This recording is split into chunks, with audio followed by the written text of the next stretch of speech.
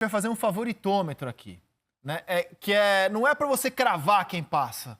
A vida fica mais fácil para os comentaristas. É para vocês falarem assim, de 0 a 100, quem tem mais chance de passar. Porque vocês podem sempre ter o argumento. Não, mas eu não falei que era 100%, caso um time menos cotado avance. Então, Mansur, vamos começar com o senhor, o seu favoritômetro para Flamengo e Olímpia. De 0 a 100, Mansur. Olha, no papel, sempre destacando, no papel é o confronto que aparenta estar mais desequilibrado de todos, né? Até você olhando como o Olímpia enfrentou o Inter, a maneira como passou, você tem dificuldade de enxergar esse time conseguindo impor resistência ao Flamengo, em especial após o Flamengo ter subido tanto o seu nível de atuação.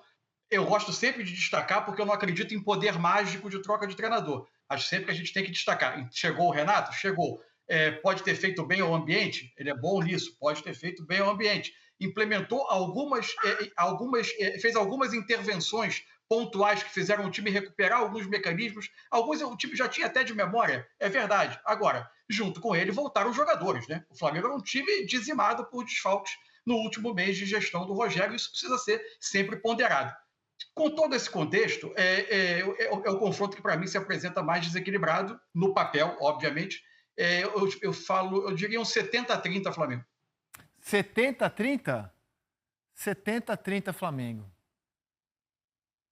Muito bem. Ô Paulo, de 0 a 100, como está o seu favoritômetro para esse confronto? Quem é que passa? Não é só o jogo da semana que vem, não. Vamos lá, André. Eu também vou mais ou menos em cima do que o Mansur disse. Eu acho que esse é o enfrentamento, teoricamente, mais tranquilo. O trabalho do Renato não é só, vou repetir aqui, não é só alegria, não é só animação, festa dentro do vestiário. Eu acho que existiu algumas mudanças importantíssimas quando o Renato chegou no Flamengo. Uma delas é o Arão no meio. É imprescindível esse cara, como ele constrói, como ele desarma, como ele protege ali junto com o Diego. Os dois se encaixaram de novo muito bem, né? O setor defensivo com o Rodrigo Caio e ai, meu Deus, esqueci o nome dele. Gustavo Henrique. Encaixaram, ganharam mais dinâmica, ganharam mais força.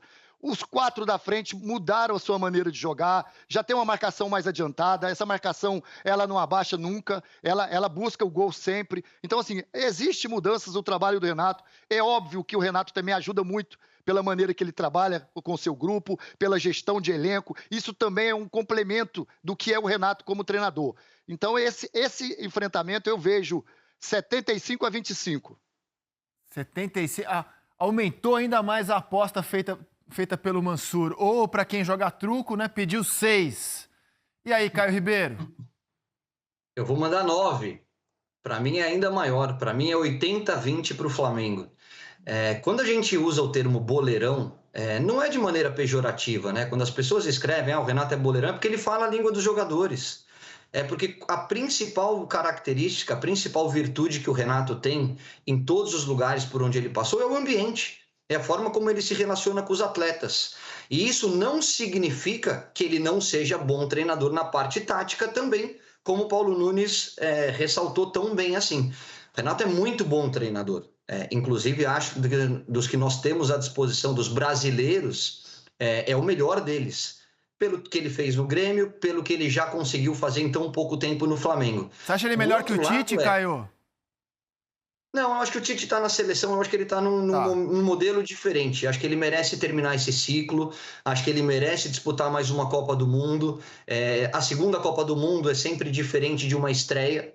Você aprende a lidar com esse tipo de pressão, com a qualidade dos adversários, principalmente essa questão do enfrentamento, né? Já que a seleção brasileira não consegue fazer amistosos com os europeus. Então, tendo uma segunda oportunidade, eu acho que o Tite merece terminar esse ciclo e a gente vê depois avaliar o trabalho.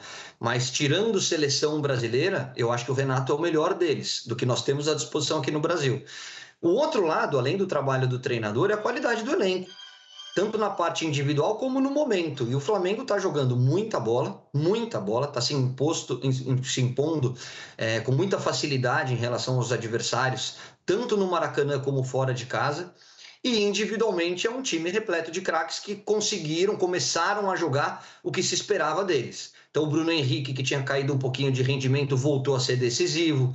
O Everton Ribeiro, que estava oscilando um pouquinho, voltou a ser o craque que foi em anos anteriores, fez um partidaço para mim, o melhor em campo no jogo contra o Corinthians. Então, para mim, essa diferença é ainda maior. O que não significa que o Flamengo vai entrar e vai sobrar em campo.